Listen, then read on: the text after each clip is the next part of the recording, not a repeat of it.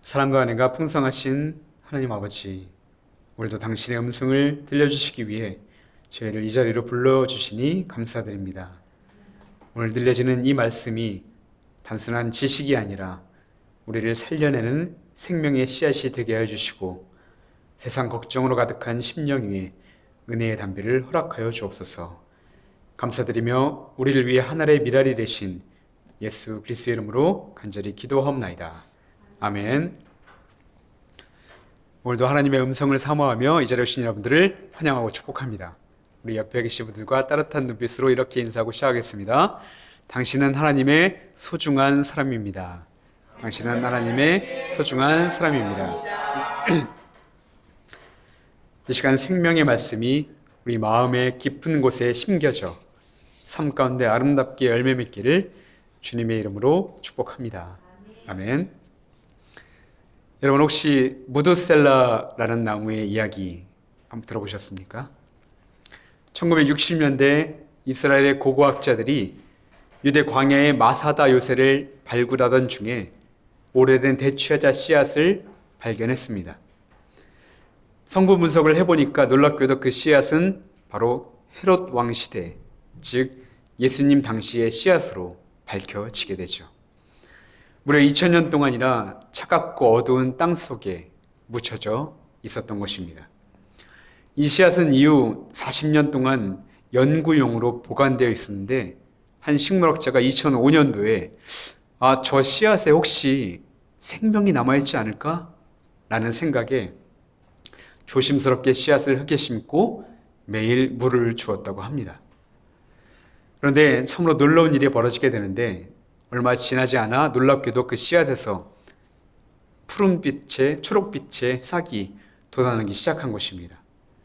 그리고 그 나무는 지금도 실제로 이스라엘에서 무럭무럭 자라고 있다고 하지요. 이것을 기념해 사람들은 이 나무에게 성경에서 가장 오래 산 인물의 이름을 따서 무드셀라 나무다라고 이름을 붙여주었다고 합니다. 여러분, 2000년을 견디고 피어난 이 대추야자 싹은 우리에게 놀라운 사실을 하나 전해줍니다. 그 씨앗 안에 생명만 있다면 아무리 긴 시간이 흘러도 싹이 피어난다는 것이죠. 오늘 본문인 씨 뿌리는 자의 비유도 마찬가지입니다. 흔히 우리는 이 비유를 읽을 때 나는 어떤 밭일까? 나는 길가일까? 돌밭일까? 가시떨기일까? 아니면 좋은 밭일까? 이런저런 고민을 먼저 하게 됩니다. 물론 중요한 질문이죠. 중요한 고민입니다. 하지만 오늘 말씀은 사실 우리가 어떤 땅인지를 묻는 이야기가 아니라 씨를 뿌리는 사람의 마음에 관한 이야기라고 할 수 있죠. 씨앗 안에 생명이 잠들어 있어도 심어주는 손길과 따뜻한 햇살과 또 단비가 내려야만 싹을 틔울 수 있듯이 오늘 말씀은 씨를 뿌리고 그 씨가 열매 맺도록 끊임없이 돌보시는 이가 누구인가에 관한 이야기입니다.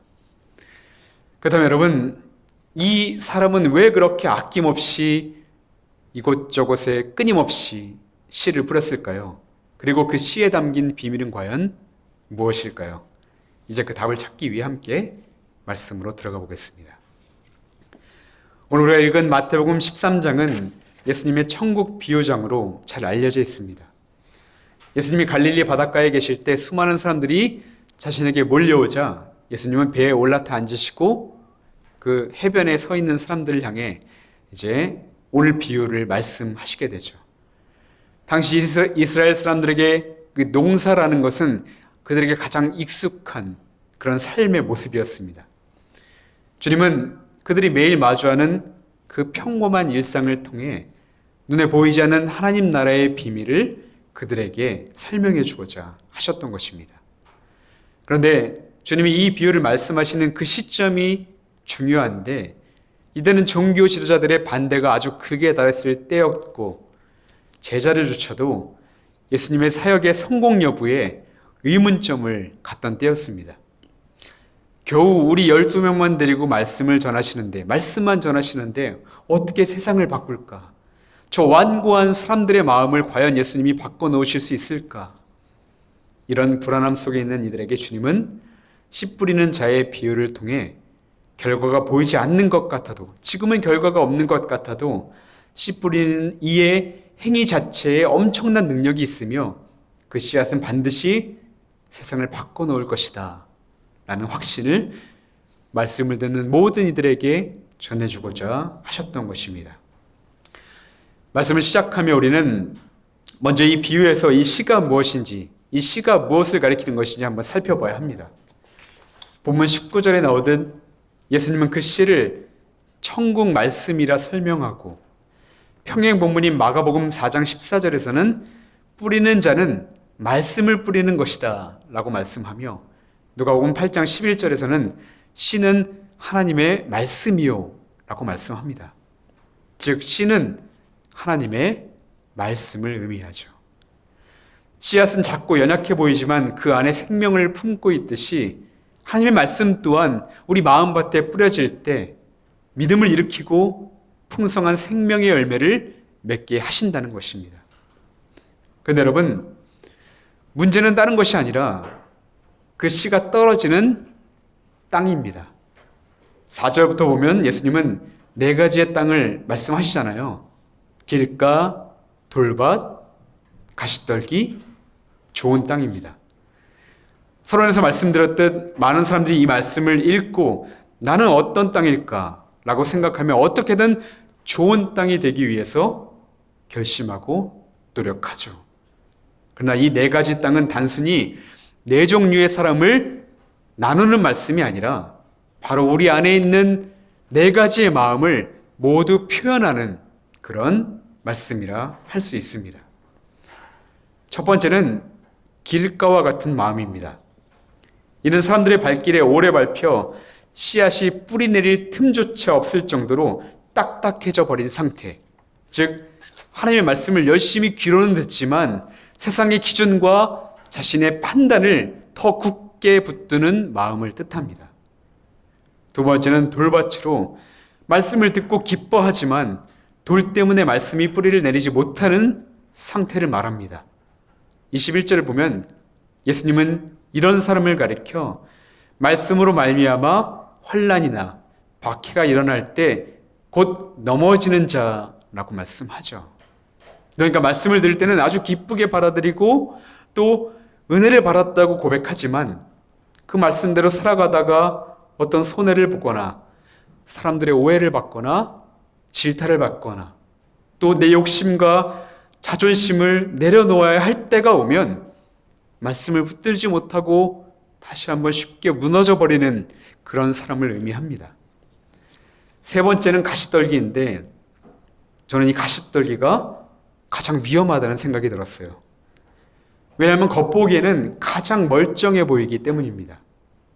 씨앗도 땅에 잘 심겨져 싹이 트고 줄기도 자라고 잎도 무성합니다. 그러나 문제가 있죠. 열매가 없다는 거예요. 왜냐하면 22절에서 예수님이 말씀하시듯 세상 염려와 재물의 유혹이라는 가시가 말씀의 숨통을 조이고 있기 때문이라고 말합니다. 여러분, 사탄이 일하는 방식이 바로 이것입니다. 여러 가지 다양한 사탄이 일하는 방식이 있지만 이것이 바로 우리를 흔드는 사탄의 가장 강력한 무기라 할 수 있는 것이죠. 사탄은 우리에게 야, 하나님을 버려 라고 하지 않습니다. 오히려 하나님 중요하지. 하나님 중요해. 하지만 지금 네가 염려하는 일이 더 급해. 돈과 성공이 먼저야 라고 속삭이며 하나님은 우리의 우선순위에서 뒷전으로 밀려나 버리게 만드는 것입니다. 그렇다면 여러분, 여기까지 들으면서 어떤 마음이 드셨습니까? 나는 좋은 밭이 아닌가 보다 이런 걱정이 드십니까? 그러나 분명한 사실은 우리 중에 누구도 나는 좋은 땅입니다 라고 당당하게 말할 수 있는 사람은 단 한 사람도 없다는 것입니다. 왜냐하면 우리 안에는 여전히 하나님의 말씀보다 내 생각과 내 판단을 더 굳게 붙드는 길가가 있고 고난과 손해 앞에서 쉽게 넘어지는 돌밭이 있으며 세상의 염려와 재물의 유혹의 마음을 빼앗기는 가시도 다 가지고 있기 때문입니다. 이것은 솔직하게 말해서 우리의 절망적인 실존이라고 할 수 있는 것이죠. 그렇다면 여러분, 과연 우리는 어떻게 해야만 좋은 땅으로 거듭날 수 있는 것일까요? 23절 말씀이 그 복음의 신비가 담겨져 있습니다. 우리가 함께 읽어보겠습니다. 좋은 땅에 뿌려졌다는 것은 말씀을 듣고 깨닫는 자니 결실하여 어떤 것은 100배, 어떤 것은 60배, 어떤 것은 30배가 되느니라. 아멘. 여러분, 여기서 좋은이라는 단어는 헬라어로 칼로스라고 합니다. 이 칼로스는 단지 땅의 성질이 좋다는 것을 의미하는 것뿐만 아니라 본래의 목적에 맞게 아주 잘 준비되었다라는 뜻입니다. 본래의 목적에 맞게 아주 잘 준비되었다. 즉, 좋은 땅이란 자기가 노력해서 일구어낸 땅이 아니라 반드시 농부의 손길을 거쳐 잘 준비된 땅을 가리키는 것입니다. 다시 말해 지금 예수님은 하나님께서 죄와 욕망으로 굳어진 너희의 마음에 내가 말씀의 씨앗을 심고 성령의 단비를 내려주실 때만 비로소 너희가 좋은 땅으로 거듭난다라고 말씀하는 것이죠. 루터의 소기름문답서 사도신조 제3조를 보면 성화 부분에 이렇게 성령을 이렇게 설명합니다. 성령께서는 우리가 악에 빠지지 않도록 우리를 믿음 가운데서 은혜로 지키고 보호하십니다. 분명히 우리는 개미만한 악의 유혹 앞에서도 흔들릴 정도로 연약합니다. 그러나 성령께서는 그렇게 약한 우리를 그리스도의 날에 이를 때까지 복음의 말씀과 함께 굳건히 지켜주십니다. 여러분, 이 루터의 고백이 오늘 씨 뿌리는 자의 비유를 가장 잘 설명하는 문구 같지 않습니까? 우리는 작은 유혹 앞에서도, 이 개미만한 작은 유혹 앞에서도 흔들릴 만큼 연약합니다. 하지만 성령께서 복음으로 우리를 부르시고 말씀으로 우리를 깨우쳐 주시며 믿음 가운데서 살아가도록 우리를 은혜로 지키시고 보호해 주신다는 것이죠. 우리는 바로 이런 성령의 손길을 통해서만 점점 좋은 땅으로 빚어져 갈 수 있다는 것입니다. 오늘 둘째 성서봉독인 로마서 8장 14절의 바울의 고백도 마찬가지입니다. 하나님의 영으로 인도함을 받는 사람은 곧 하나님의 아들이라. 하나님의 영으로 인도함을 받은 사람은 곧 하나님의 아들이라. 여기서 바울은 우리가 충분히 착해지고 우리가 믿음이 강해지고 아름다운 열매를 삶 속에서 많이 맺어야만 하나님의 자녀가 된다고 말하지 않습니다. 오히려 그 반대죠. 하나님께서 먼저 우리에게 성령을 보내주시고 그 성령께서 우리를 붙드시고 인도하시기 때문에 우리가 하나님의 자녀로 살아가게 된다는 것입니다. 길가처럼 굳어진 마음을 부드럽게 하시는 분도, 돌밭처럼 얕은 믿음이 그리스도 안에 깊이 뿌리 내리도록 붙들어 주시는 분도, 또한 염려와 욕심의 가시를 걷어내시고 말씀이 열매 맺도록 돌보시는 분도 성령님이라는 것입니다. 그러므로 좋은 땅은 우리의 의지와 노력으로 만들어내는 땅이 아닙니다. 성령께서 우리를 찾아오시고 말씀으로 우리를 깨우쳐 주시며 넘어질 때마다 다시 일으켜 세우시는 은혜의 손길 속에 우리가 그제서야 빚어져 가는 것이죠. 성령께서는 오늘도 포기하지 않으시고 그리스도의 복음이 깊이 뿌리 내리도록 지금도 저와 여러분과 함께하고 계시는 것입니다. 근데 여러분, 오늘 말씀에서 우리가 꼭 기억해야 할 것이 하나 있습니다. 정말 중요한 것 하나를 우리는 꼭 기억해야 합니다.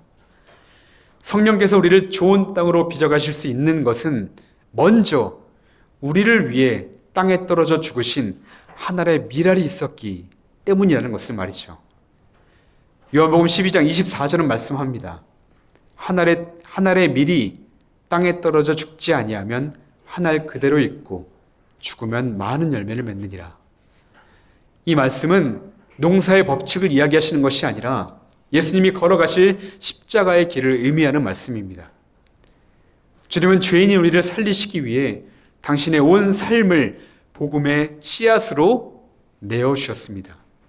죄 없으신 분이 우리의 죄를 대신 짊어지고 십자가에서 죽으셨으며 무덤이라는 깊은 땅 속에 묻혀 버리셨습니다. 세상의 눈으로 볼 때 무덤은 절망의 끝이지만 하나님의 눈으로 볼 때는 무덤은 생명이 잉태되는 자리였습니다. 씨앗이 땅 속에서 보이지 않게 씨앗 생명을 준비하듯 주님께서는 그 깊은 침묵 속에서 부활의 아침을 준비하셨던 것이죠. 그리고 마침내 죽음을 이기시고 다시 사심으로 죽음의 땅을 생명의 땅으로 완전히 바꾸어 놓으셨던 것입니다. 그렇습니다. 다시 말씀드리지만 우리가 오늘 이 자리에 있는 것은 우리가 잘나서가 아닙니다. 우리의 열매보다 먼저 십자가가 있었기 때문이고 우리의 믿음보다 먼저 주님의 사랑이 있었기 때문입니다. 그 사랑이 오늘도 복음의 씨앗이 되어 우리 마음밭에 끊임없이 뿌려지고 우리의 마음밭을 갈아엎어주고 있다는 것이죠. 오늘 첫 번째 성서공동인 이사야 55장 10절을 보면 이런 말씀이 나옵니다. 이는 비와 눈이 하늘로부터 내려서 그리로 되돌아가지 아니하고 땅을 적셔서 싹이 나게 하며 열매가 맺게 하여 파종하는 자에게는 종자를 주며 먹는 자에게를 양식을 줌과 같이 내 입에서 나가는 말도 헛되이 내게로 되돌아오지 아니하고. 여러분, 하나님은 자신의 입에서 나오는 말씀을 왜 비와 눈에 비교하셨을까요? 비와 눈은 부자의 밭에도 내리고 가난한 사람의 밭에도 내리고 좋은 밭에도 내리고 메마른 밭에도 내립니다. 하나님의 말씀도 그렇습니다. 하나님의 은혜는, 하나님의 말씀은 사람을 가리지 않고 모든 이에게 차별 없이 선포됩니다. 하나님은 준비된 사람들에게만 말씀을 주시는 것이 아니라 먼저 말씀으로 찾아오셔서 우리의 마음을 좋은 땅으로 빚어가 주고 계신다는 것이죠. 또한 눈과 비는 천둥처럼 요란하게 땅을 뒤집는 것이 아니라 조용히 땅 속으로 스며들어갑니다. 하나님의 말씀도 똑같아요. 오늘 설교를 들었다고 내일 모든 문제가 해결되는 것은 아닐 수도 있습니다. 성경 한 장 읽었다고 당장 마음의 평안과 세상 염려가 다 사라지는 것도 아닙니다. 그러나 오늘 말씀처럼 하나님의 말씀은 결코 헛되이 돌아가지 않습니다. 왜냐하면 우리가 느끼지 못하는 동안에도 보이지 않는 마음 깊은 곳에서 성령께서 일하고 계시기 때문이죠. 또한 이사야 55장 10절에서 끝부분에 나오는 이 말이라는 단어는 히브리어로 다바르입니다. 다바르는 단순히 입에서 나온 소리만을 의미하는 것이 아니라 말씀과 행동이 함께 담긴 단어입니다. 말씀과 행동이 한꺼번에 겹쳐진 단어가 바로 이 말이라는 단어, 다바르라는 단어죠. 사람의 말은 공허할 수 있습니다. 약속을 해놓고 말을 뱉어놓고도 그것을 지키지 못할 수도 있습니다. 그러나 하나님의 말씀은 결코 말로만 끝나지 않습니다. 하나님이 말씀하시면 그 말씀은 헛되이 돌아오지 아니하고 반드시 이루어지기 때문이죠. 빛이 있으라 하셨을 때 빛이 생겼고 나사로야 나오라 하셨을 때 죽은 자가 무덤에서 걸어 나왔으며 또한 내 죄사함을 받았느니라 하셨을 때 죄인이 용서받고 새로운 생명을 얻은 것처럼 말입니다. 그러므로 사랑하는 여러분, 날마다 하나님의 말씀을 사모하고 성령님이 그 말씀으로 우리의 마음밭을 새롭게 가꾸어 주시기를 간절히 기도하시기 바랍니다. 길가처럼 굳어진 우리의 마음에는 에스겔 36장 26절의 말씀 내가 새 마음을 너희에게 주되 너희 육신에서 굳은 마음을 제거하고 부드러운 마음을 줄 것이며, 이렇게 성령님은 말씀을 듣지 않으려는 우리의 굳은 마음을 부드럽게 하시고 다시 하나님의 음성에 귀 기울이게 하실 것입니다.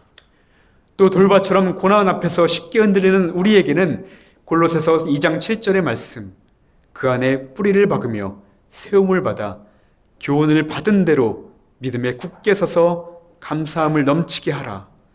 성령님은 연약한 우리의 믿음이 그리스도 안에 깊이 뿌리 내리며 감사가 넘치도록 우리를 붙들어 주실 것입니다. 그리고 세상의 염려와 재물의 유혹에 마음을 빼앗긴 우리에게는 베드로전서 5장 7절의 말씀, 너희 염려를 다 주께 맡기라. 이는 그가 너희를 돌보심이라. 성령님은 염려를 홀로 짊어지지 말고 우리를 돌보시는 하나님께 맡기라고 권면해 주실 것입니다. 무엇보다 성령님은 로마서 8장 15절의 약속을 통해 우리가 누구인지를 다시 깨닫게 하실 것입니다. 너희는 다시 무서워하는 종의 영을 받지 아니하고 양자의 영을 받았으므로 우리가 아빠 아버지라고 부르짖느니라.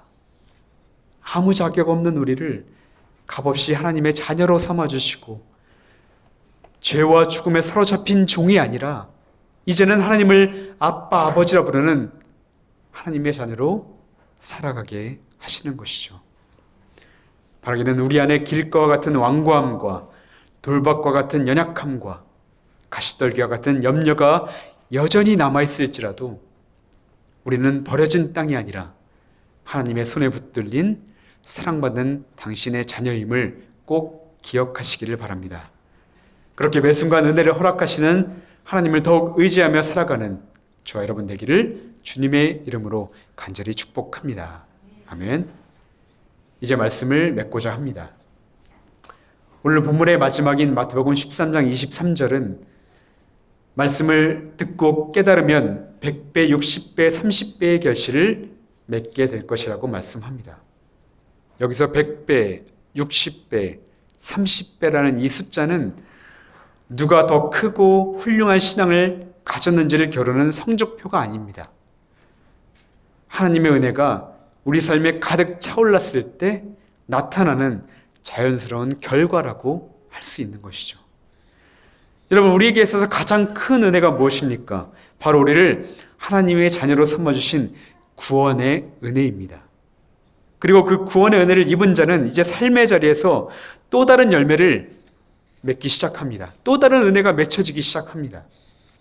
누군가는 가정에서 인내와 사랑의 열매를, 누군가는 일터에서 정직과 섬김의 열매를, 또 누군가는 고난 속에서도 기쁨과 감사의 열매를 맺게 되는 것이죠. 오늘 설교 서두에 말씀드린 2000년 된 대추야자 씨앗을 다시 한번 떠올려 보십시오. 그 메마른 씨앗이 다시 싹을 틔울 수 있었던 이유는 단 하나, 그 안에 생명이 있었고 누군가 그 씨앗을 심고 계속해서 물을 주었기 때문입니다. 그리고 하늘에서 태양이 비춰주기 때문이었죠. 오늘도 주님은 말씀과 성례전을 통해 저와 여러분들에게 은혜를 풍성히 베푸시고 성령으로 우리의 마음을 가꾸어 가고 계십니다. 바라기는 이번 한 주간 성령님의 손길에 여러분의 삶을 온전히 맡기시기를 바랍니다. 나는 연약하지만 하나님이 나를 결코 포기하지 않으셨다. 성령님이 오늘도 나와 함께 하시고 나를 붙드신다. 이 확신으로 살아가시기 바랍니다. 그때 여러분의 삶의 모든 자리에서 30배, 60배, 100배의 아름다운 생명의 꽃들이 피어나기를 주님의 이름으로 간절히 축복합니다. 아멘. 기도하겠습니다. 은혜의 아버지 하나님, 오늘도 생명의 말씀을 우리 마음에 심어주시니 감사드립니다. 우리의 굳은 마음을 부드럽게 하시고 세상의 염려와 유혹을 걷어내어 주시며 말씀이 우리 삶 속에 깊이 뿌리내리게 하시기 원하시는 주님의 은혜를 기억하게 하여 주옵소서. 성령의 은혜로 자격 없고 연약한 우리를 좋은 땅으로 빚어주시고 가정과 일터와 모든 삶의 자리에서 믿음의 아름다운 열매를 맺게 하여 주시옵소서. 감사드리며 우리를 위해 하늘의 미랄이 되신 예수 그리스도의 이름으로 간절히 기도하옵나이다. 아멘.